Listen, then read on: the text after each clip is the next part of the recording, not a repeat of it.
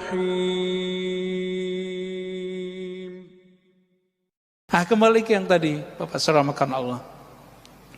Surah Al-Fajr, irji'i wahai jiwa yang tenang. Maka yang dipanggil di ayat ini hanya orang-orang yang sudah istiqomah berzikir. Sayyiduna Ibnu Abbas radhiyallahu taala anhuma mengatakan ayat ini adalah tiket orang ketika sakaratul maut. Tiket orang sakaratul maut. Jadi kalau ada orang meninggal nih, lalu turun ayat ini kepadanya, surga. Siapa mereka yang dipanggil ini?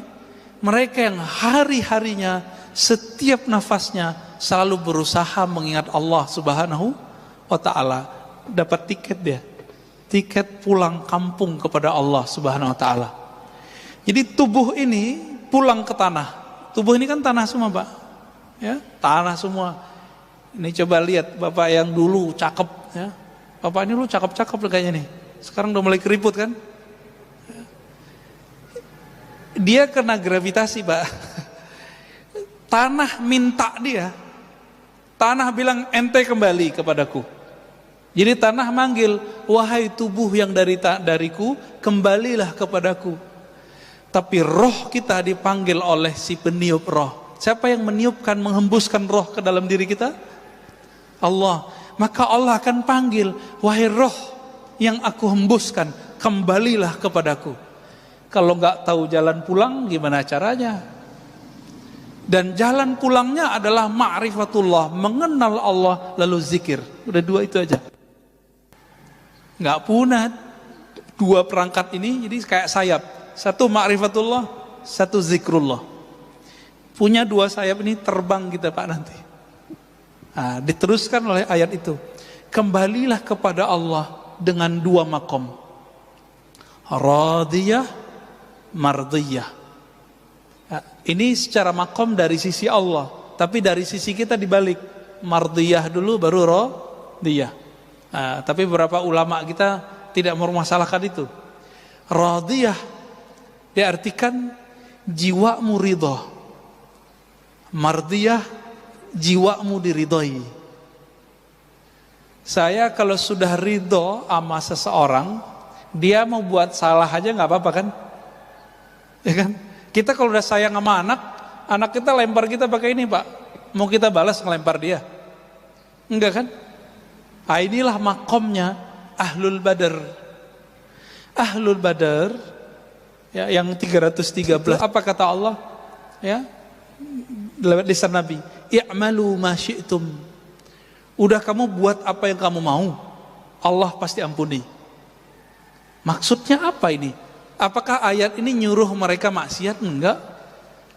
Karena nur di kolbunya sudah jadi ridha, radiyah, mardiyah, maka Ahlul Badar ini yang bisa mengalahkan orang-orang kafir ribuan, mereka cuma 313 orang, itu Allah kasih kebebasan. Karena mereka sudah selesai dengan nafsiyahnya. Yang bikin kita durhaka kan nafsiyah ini, Pak, jiwa. Jiwa ini bikin kita durhaka, hawa nafsu. Hawa nafsunya udah tunduk dengan ruhnya. Maka kata Allah, sekarang kamu buat apa yang kamu suka. Kalaupun mereka terjebak maksiat, pasti kembali. Siapa contoh sahabatnya? Nuaiman. Pada dengar? Nuaiman itu, dia perannya dua, ya. Pemabuk, tapi suka bikin lucu. Yang bisa bikin gigi Nabi kebuka dengan senyum dan tertawa cuma Nuaiman. Tapi orang ini Nabi wafat, dia suka mabuk, Pak. Di zaman Umar, sahabat-sahabat yang lain bilang, ya Umar, kok ente nggak bunuh aja nih orang gitu. Ya, di satu riwayat dikatakan, hei Umar, kenapa kamu nggak mengutuk orang ini? Apa jawab Umar? La, fa innallaha yuhibbuhu. Ya.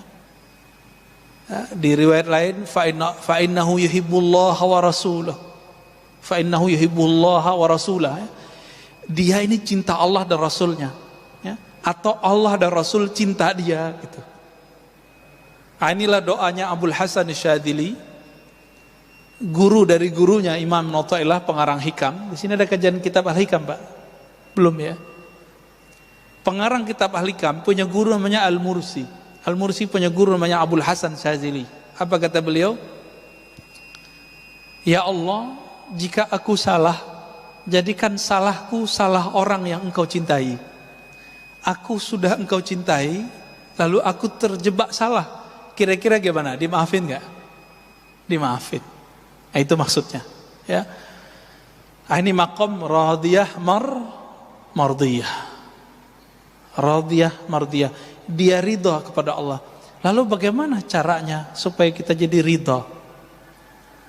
Caranya tadi yang kita sebutkan, Pak. Kenallah Allah, lalu zikrullah. Allah bagaimana yang kita harus kenal? Untuk ridha kepada Allah, maka harus kenal dengan dua sifat Allah. Qudrah, iradah. Masih ingat? Ya. Qudrah, apa arti qudrah? Kekuasaan. Iradah, kehendak. Nah, coba lihat, Pak. Allah itu berkuasa melakukan apa saja dan berkeinginan sesukanya. Bahkan Allah itu beriradah, berkehendak buat orang mukmin, buat orang kafir. Jadi kafir mukmin itu kehendak Allah, tapi Allah belum tentu ridho kepada orang yang kafir. Saya mau tanya nih, adakah di dunia sesuatu terjadi tanpa izin Allah? Gak ada. Berarti orang maksiat izin Allah enggak? Izin Allah enggak? Serius? Yakin enggak, Pak? Namrud itu izin Allah atau bukan? Fir'aun? Enggak ya? Kalau bukan izin Allah, izin siapa dong? Ya? Emang ada Allah selain Allah? Ada Tuhan selain Allah? Enggak kan? Karena tiada Tuhan yang mencipta, yang berkehendak kecuali kehendak Allah. Maka ahlu sunnah wal jamaah mengatakan tidak semua yang Allah kehendaki itu diridhoinya. Itu sebabnya doanya ahli zikir, waridhaka matlubi. Ya Allah, yang kami cari ridhamu. Kalau di doa yang sering kita baca, Allahumma inna nas'aluka ridhaka wal jannah. Kami meminta ridhamu dan surga. Enak juga ya, minta ridha sama surga. Dalam hal ini Bapak Saudara makan Allah, kalau kita sudah ngelihat nih keadaan begini, maka di banyak tempat saya nanya, COVID ini kehendak Allah atau bukan? Kehendak Allah atau bukan? Atau kehendak Dajjal? Kehendak Allah. Udah ridho belum kita sama kehendak Allah? Gitu, Pak. Banyak sekarang teman kita, mungkin keluarga Bapak Ibu di PHK. Ada yang usahanya stop. Ada yang bangkrut, ada yang nggak bisa bangkit. Ridho nggak? Itu masalahnya. Ya. Selama ini hidup enak, sukses, bisa nabung.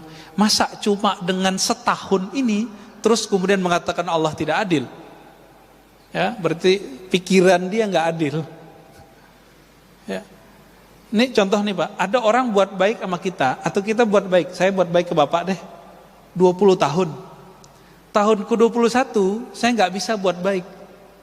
Kemampuan saya berkurang. Bapak mau bilang apa? Bilang terima kasih atau bilang kamu benar-benar jahat, kamu pelit, gitu nggak? Yang mana, Pak? Terima kasih udah bantu selama ini, gitu kan seharusnya.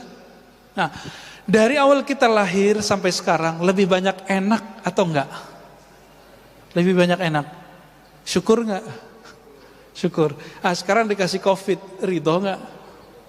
Ridho. Mudah, Pak, dilafazkan.